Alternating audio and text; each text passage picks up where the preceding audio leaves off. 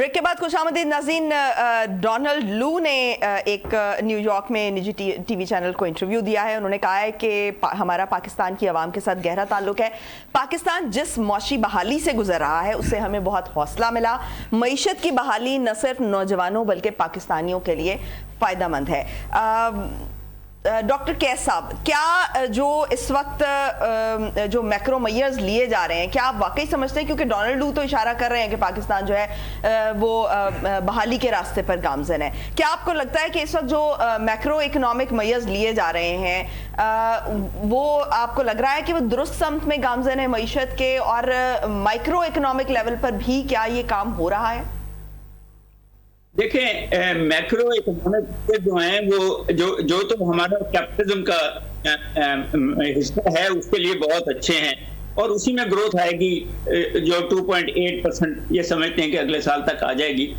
मगर जो आपने माइक्रो लेवल की बात की, वहाँ जो प्रॉब्लम्स हैं, पहली प्रॉब्लम तो ये है कि पिछले कुछ चंद सालों में बहुत सारे छोटे कारोबारियों ने कारोबार बेच के डॉलर खरीद के मुल्क से बाहर चले गए हैं। सो आपको एक पूरा, मैं हर दफा गिनता हूं कि चारों जो फैक्टर्स ऑफ प्रोडक्शन हैं, लैंड, हमारी लैंड सबसे अनप्रोडक्टिव है, लैंड रिफॉर्म नहीं हुए, पानी के रिजर्वायर्स नहीं है और बहुत सारे प्रॉब्लम्स हैं लैंड के, हालांकि बहुत जरखेज है ये लैंड।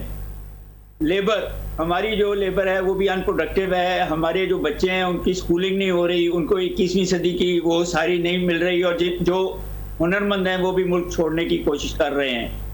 कैपिटल में हमें कर्जे लेने पड़ते हैं, टेक्नोलॉजी नहीं है, यूनिवर्सिटीज उस तरीके से रिसर्च नहीं कर रही, और एंटरप्रेन्योर्स वो 1% प्रोग्रेसिव एंटरप्रेन्योर जिसका पाशा साहब जिक्र कर रहे हैं वो एक्सपोर्ट भी कर रहे हैं, मगर वो बाकी जो हैं वो लिंक नहीं है इंटरनेशनल मार्केट के साथ, और गवर्नमेंट इंटरवेंशन बहुत ज़्यादा है।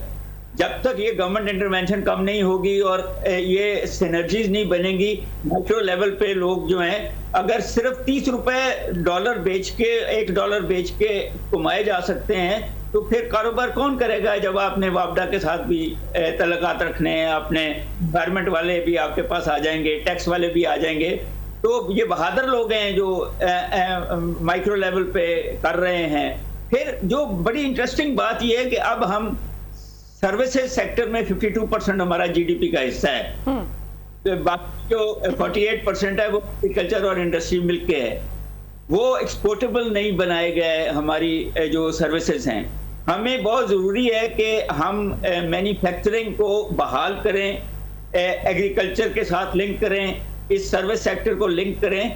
जब तक गवर्नमेंट अपना वो बीच में से हिस्सा नहीं निकालेगी और आज़ादी नहीं देगी, हमें ये प्रॉब्लम्स आती रहेंगी। But at the same time जो मैंने बात की है कि जो डोनाल्ड लू ने की है या एशियन डेवलपमेंट बैंक ने की है कि जो कैपिटलिज्म का हिस्सा है वो 2.5 2.8 पे चला जाएगा अगले साल तक, वो डायरेक्शन ठीक है। बट डॉलर कमाने और डॉलर बचाने बहुत ज़रूरी हैं, मशीनें नहीं आती बगैर डॉलरों के, और देखना जरूरी है कि नई कौन सी आप चीजें बना के बाहर बेच सकते हैं जिससे डॉलर आएंगे। पाशा साहब ने उसकी बात की थी रेमिटेंसेस की, तो पाकिस्तानियों को आप बेहतर स्किल्स दे के भेज दें, आप 30 बिलियन से 50 बिलियन पे चले जाएंगे। आप रेमिटेंसेस को भी तो बहुत सीरियसली नहीं लेते, एक्सपोर्ट्स को सीरियसली ले रहे। सो आपकी बात बिल्कुल सही है कि मैक्रो लेवल पे तो चीजें ठीक हो रही हैं, माइक्रो लेवल पे हिम्मत चाहिए और सपोर्ट चाहिए। जो लोग ये सारा काम कर रहे हैं, बिजनेस कम्युनिटी है, इंडस्ट्रियलिस्ट हैं, छोटे कारोबारी हैं, इनको बहुत ज़रा सपोर्ट है। जो आपने इंटरेस्ट रेट रखे हुए हैं इतने महंगे, उस पे आप आहिस्ता आहिस्ता नीचे आ रहे हैं। आप एकदम आके 11% पे आए ना, या 12% पे, ताकि लोग प्लान कर सकें, उनको प्रॉफिट मार्जिन मिल सकें। आप मुश्किल से एक आध साल में 22% से 17.5 पे आए हैं, तो अभी भी तो क्या यकदम 11% इंटरेस्ट रेट पे आया जा सकता है? जी, दुनिया तो 5-6% पे चल रही है। दुनिया तो इससे भी कम पे शायद चल रही है, लेकिन अभी जो मतलब यकदम कम करने से उससे कोई इफेक्ट नहीं आएगा। तो आपका बैंकिंग सेक्टर थोड़ा सा उसको धचका लगेगा, आप उसको सपोर्ट कर रहे हैं ना at the cost of the economy. आपको करना पड़ेगा, आपको इकोनॉमी को सपोर्ट करना पड़ेगा at the cost of the banking sector. फिर चीजें आप मनी मार्केट में आप समझते थे कि 22% पे या अभी भी जो इतना रखा हुआ है, तो कोई अमेरिकन 6% पे कर्जा लेके 22% पे या 17% पे आपके पास रख देगा। वो नहीं आए पैसे पिछले 3 साल से। तो आपका वो सारा जो माइंड फ्रेम था वो गलत। जो आपको इन्वेस्टमेंट्स चाहिए, आपको कर्जे नहीं चाहिए, आपको ट्रेड चाहिए, आपको उधर जाना है। जब तक आप म्यूचुअल ट्रेड नहीं करते, जब तक आप इन्वेस्टमेंट्स नहीं करते, उन चीजों को जो बाहर ज्यादा, जब तक आप चाइना और पाकिस्तान और अमेरिकन और पाकिस्तान और दूसरे मुल्क इस मुल्क में जॉइंट वेंचर्स नहीं करते, राइट, फिर ही आप टेक्नोलॉजी आएगी ना। ठीक, इन्वेस्टमेंट आनी बहुत जरूरी है गवर्नमेंट की इन सारी चीजों पे। ठीक हो गया। मियां सैफुल रहमान साहब, जी जी जी जी जी जी एक बात कह दूं जी, प्लानिंग कमीशन ने आपके एचईसी पे बड़े सीरियस वो लगाए हैं चार्जेस। बहुत जरूरी है कि प्लानिंग कमीशन के माइंड फ्रेम को समझना पड़ेगा, क्योंकि इंडस्ट्रियलाइजेशन प्लानिंग कमीशन ने करनी है, एचईसी उसके साथ नहीं चल रहा। कौन से चार्जेस लगे हैं? आपकी आवाज कट गई थी। प्लानिंग कमीशन ऑफ पाकिस्तान ने, एहसन इकबाल साहब ने एचईसी पे बड़े सीरियस चार्जेस लगाए हैं कि यूनिवर्सिटियां बैठ रही हैं क्योंकि एचईसी की पॉलिसी ठीक नहीं है। ये इसी महीने में हुआ है, सितंबर में, राइट। एचईसी की पॉलिसीज पर जो है वो सवाल उठ रहे हैं। हाँ जी, प्लानिंग कमीशन की तरफ से। ठीक, तो वहीं से नजर आ रहा है ना कि कहाँ गैप्स नजर आ रहे हैं। ये बड़ी सीरियस चेंजेस हैं जो एचईसी को करनी चाहिए प्लानिंग कमीशन की एडवाइस पे, फिर ही आप माइक्रो डायरेक्शन ठीक करेंगे ना। ठीक हो गया। मियां सैफुर रहमान साहब, जैसे शहबाज शरीफ साहब ने कहा कि आईएमएफ का आखिरी प्रोग्राम समझा जाना चाहिए, इसको क्या समझा जा सकता है? क्या ऐसे मैयस लिए जा रहे हैं? नहीं, मेरा ज़ाती ख्याल है कि उनकी मुराद ये है कि हम सेल्फ रिलायंस में इस हद तक आगे जाएं। यानी सेल्फ रिलायंस मुकम्मल तो दुनिया में शायद ही कोई मुल्क हो।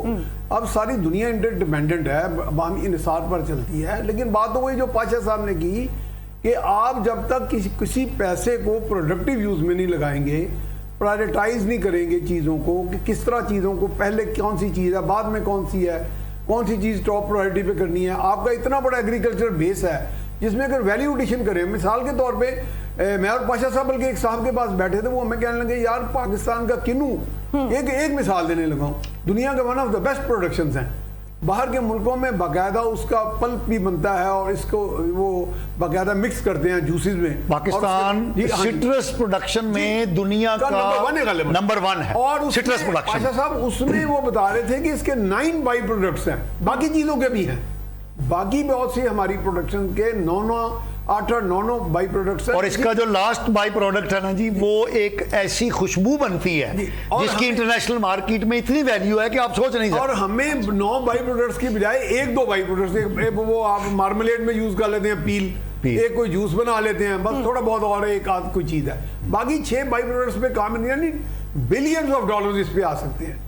इसमें मुझे बहुत से, तकरीबन एज ए जर्नलिस्ट मैं तो तमाम प्राइम मिनिस्टर के साथ इंटरेक्शन डायरेक्ट करता रहा हूँ। मैं उन्हें कहता था कि ठीक है इंडस्ट्रियलाइजेशन भी बहुत बढ़िया है, मैं उस पर पूरा फोकस करें, लेकिन जो आपका एक बेस ऑलरेडी एग्जिस्ट कर रहा है उसको थोड़ा सा उसमें बेहतरी ला के उसको उसमें सरप्लस पैदा करें। उस सरप्लस की बुनियाद पे वैल्यू एडिशन करके तो आपको इतने फॉरेक्स रिजर्व्स आएंगे, आपके बढ़ जाएंगे कि फिर आप इंडस्ट्रियलाइजेशन करें, माइक्रो लेवल पे लोगों के लिए पॉलिसीज बनाएं, और फिर देखेंगे एग्रीकल्चर में सेल्फ एम्प्लॉयमेंट का, इनफॉर्मल एम्प्लॉयमेंट सेक्टर बहुत बड़ा है। छोटा सा एक लाइव स्टॉक यूनिट बनाया जा सकता है, छोटे छोटे फार्मर्स अगर उनको कॉर्पोरेट फार्मिंग में, जिस तरह के चाइना में मैंने देखा है बड़ा ज़बरदस्त है, वहाँ कॉर्पोरेट फार्मिंग है। यहाँ तो आपका एक किसान जब 2 एकड़ का मालिक है वो प्रोड्यूस करके बैठा रह जाता है, वो बेचने की उसके पास मार्केट की एक्सेस ही नहीं होती, वो बेचारा मार्केट तक जा ही नहीं पाता, तो वो फिर बड़े बड़े जिम्मेदारों का या बड़े बड़े ठेकेदारों का मुहताज हो जाता है। तो there are things that can be identified without any big cost. तो आइडेंटिफाई तो करते रहते हैं, बहुत सारे इकोनॉमिस्ट भी करते रहते हैं, exactly. और जो बाहर से माशी माहिरीन है वो भी सजेस्ट अब ये आईएमएफ भी तो आपको पता तो सब कुछ है लेकिन करते नहीं है। असल मसला तो ये है, पता सब कुछ है। हाँ, ये सबसे बड़ा इशू है कि हमारे यहाँ चीज़ें नहीं, मैं ये समझता हूँ कि अगर प्रॉपर आपकी आइडेंटिफिकेशन हो जाए तो फिर उसके बाद अगर उसकी इम्प्लीमेंटेशन अगर हो सही सख्ती से, तो मेरा ख्याल है कि पॉलिटिक्स में तो लिहाज चल जाता है, पॉलिटिक्स में फ्लेक्सिबिलिटी ठीक है, यानी पॉलिटिक्स कहते हैं जी कंसेंसस से हो, उसमें लड़ाइयाँ ना हो, फ्रिक्शन ना हो। लॉ की इन्फोर्समेंट पर्टिकुलरली जो फाइनेंशियल लॉज हैं, टैक्सेशन लॉज हैं, उसमें मेरा फ्लेक्सिबिलिटी नहीं होनी चाहिए। यहाँ पे एक बहुत बड़ा फ्लॉ है ठीक कि उसके अंदर कार्टेल्स भी बन रहे हैं, कार्टेल पैसे भी खा रहे हैं, टैक्स चोरी भी हो रहा है, बड़ा बंदा टैक्स दे नहीं रहा, छोटा टैक्स मजबूरन दे रहा है, एट सोर्स कट जाता है। तो ये जो ये घपले हैं, तो इनको आपने जब तक आपके पास चॉइस भी नहीं है ना जी, गवर्नमेंट्स के पास कोई चॉइस नहीं है। अगर शहबाज गवर्नमेंट ये नहीं करेगी, आने वाली गवर्नमेंट क्या करेगी, कब तक वो ये तमाम माहिरीन जो है वो बार बार इंडिकेट करते रहते हैं, लेकिन जो है चॉइस ही नहीं है, गवर्नमेंट के पास कोई चॉइस नहीं है। लेकिन जब मैयर्स लेने की बात की जाती है तो इदारे बंद करने पर आ जाते हैं। इस पे मैं बात करना चाह रही हूँ, एक छोटा सा ब्रेक लेते हैं, ब्रेक से वापस आते हैं तो यहीं से गुफ्तगू के सिलसिले को बढ़ाएंगे। हमारे साथ रहिए।